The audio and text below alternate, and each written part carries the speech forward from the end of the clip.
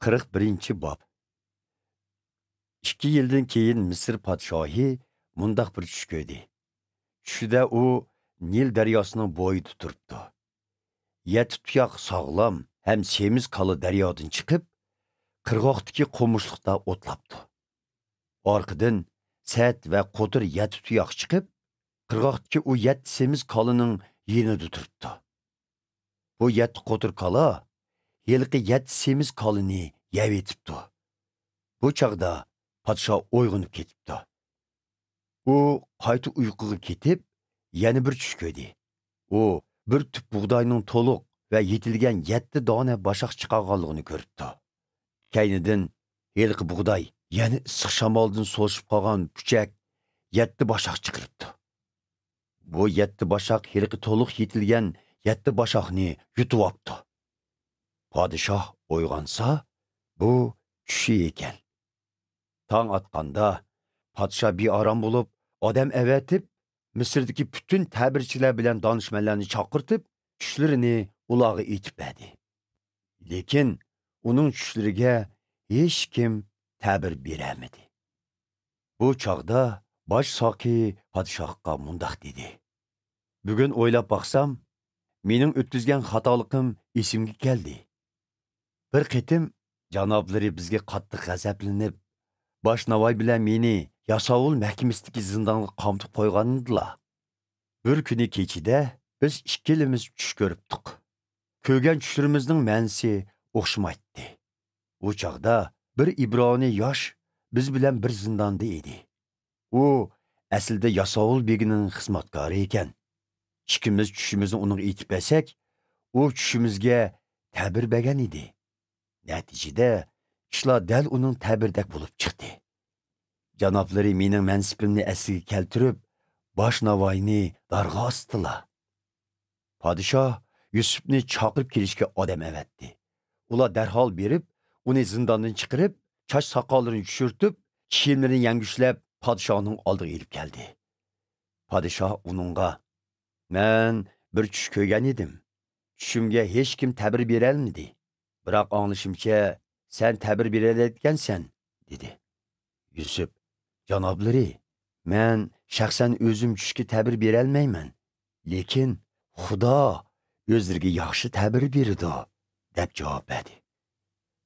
Podshoh mundaq dedi: "Tushimda men Nil daryosining bo'yida turibdimishman. 7 tuyoq sog'lom ham semiz qola daryodan chiqib, qirg'oqdagi qo'mishliqda o'tlayotdi. Orqadan yana 7 tuyoq Sat Qo'tir va ovoq qola daryodan chiqdi. Men burun Misrda bundoq qo'rqinchli qol ko'rib boqmagan edim. Bu Qo'tir qolalar yilqi semiz qolalarni yevatdi. Lekin yanala burunqidek sat ediki, semiz qolalarni yevatgandek turmaydi. Bu chaqda men uyg'onib ketdim. Kaynidan yana bir tush ko'rdim. Tushimda bir tup buğday 7 dona to'liq va yetilgan bashaq chiqadi. Kaynidan yana 7 dona issiq shamoldan so'lishib ketgan ojiz va puchak bashaq chiqadi. Bu donsiz bashaqlar yilqi to'liq yetilgan bashaqlarni yutib. Men bu tushni ta'birchilarga aytib bergan edim. Lekin hech kim ta'bir berolmadi." Yusuf podshohga mundaq dedi: "Bu ikki tushning ma'nosi birdir. Xudo o'zi qilmoqchi bo'lgan ishlarni janoblarga oldin bildiribdi. 7 semiz qola 7 yilni ko'rsatdi. To'liq yetilgan 7 bashaqmi 7 yilni ko'rsatdi. Bu ikki tushning ma'nosi o'xshash. Kayndan chiqqan 7 Qo'tir qola bilan issiq shamoldan so'lishib ketgan 7 puchak bashaq bo'lsa, 7 qahatchilik yilni ko'rsatdi. Demak, Pekir heli o'zlariga deydimdek, Xudo o'zi qilmoqchi bo'lgan ishlarni janoblarga oldin ko'rsatibdi. Butkul Misrda misli ko'rilmagan 7 bayashotchilik yil bo'ladi. Kaynidan 7 qahatchilik yil bo'lib, butkul Misrni ocharchilik qoplab, ilgirki bayashot yillarni kishilarning yodidan chiqarib etdi. Ocharchilik opti shundoq qattiq bo'ladi-ki, kishilar burunqi bayashot yillarni unutib ketadi.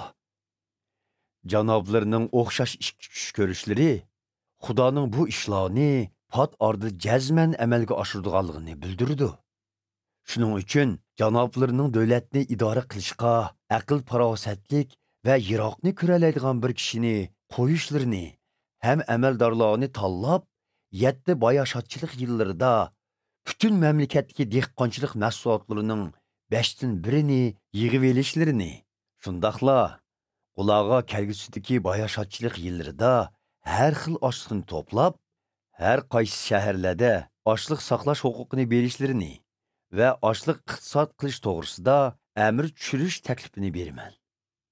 Kaynidan keladigan 7 qahatchilik yilida bu zapas oshliq butun mamlakat xalqini ta'minlab, xalqni osh qilib, o'lib ketishdan saqlab qoladi. Padişah va uning amaldorlari Yusufning bu taklifini qo'llab quvvatladi. Shuning bilan padişah amaldorlarga biz bu ishni boshqarishga Yusufdan loyiq kishini topamaymiz. Chunki uningda Xudoning ruhi bor ekan, dedi. Ondan padişah Yusufga: Xudo bu ishlarni sana uqtirgan ekan. Sen cho'qim hammaylandin aqlliq va yiroqni ko'ralaysan. Men seni mamlakatimni idora qilishga tayinlayman. Butun xalqim sening amringga bo'ysunadi. Mamlakatimda faqat mening huquqimla sendin yuqori bo'ladi. Hozirdan boshlab seni Misrning bosh vezirligiga tayinladim, dedi. Buning bilan podshoh o'z barmoqidagi mo'hrlik uzukni chiqarib, Yusufning qo'liga soldi va uchisiga kandir raqdan to'qilgan esil to'n kiydirib, bo'yniga oltin zanjir esib qo'ydi. U yana Yusufni orduning vazirlik harusiga o'tag'izdi.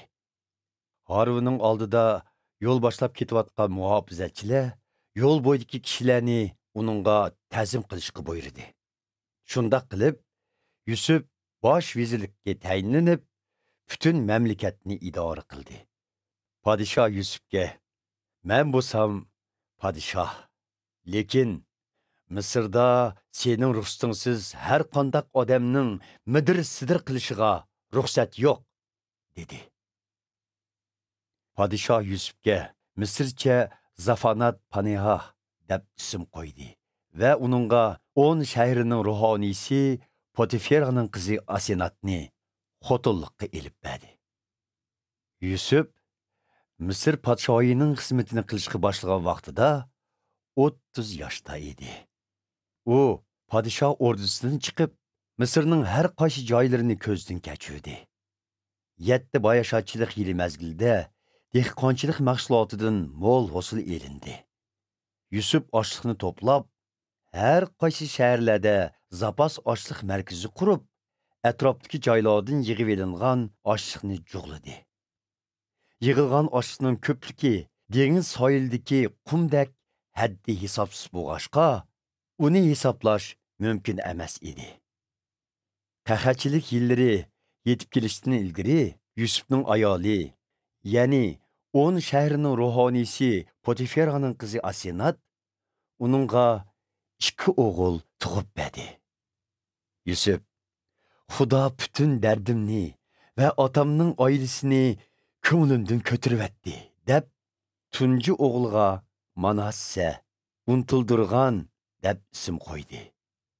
U ikkinchi o'g'liga Xudo meni azob oqibatlik yerda farzandga erishtirdi deb Efroim, ro'noq tepish deb ism qo'ydi.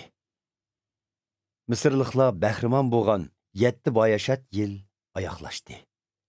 Yusuf oldin aytgandek 7 qahatchilik yil orqa-orqadan keldi. Atrofdagi hamma davlatlardami ocharchilik yuz bergan edi. Lekin Misrning hamma yerida ochliq tepilatdi.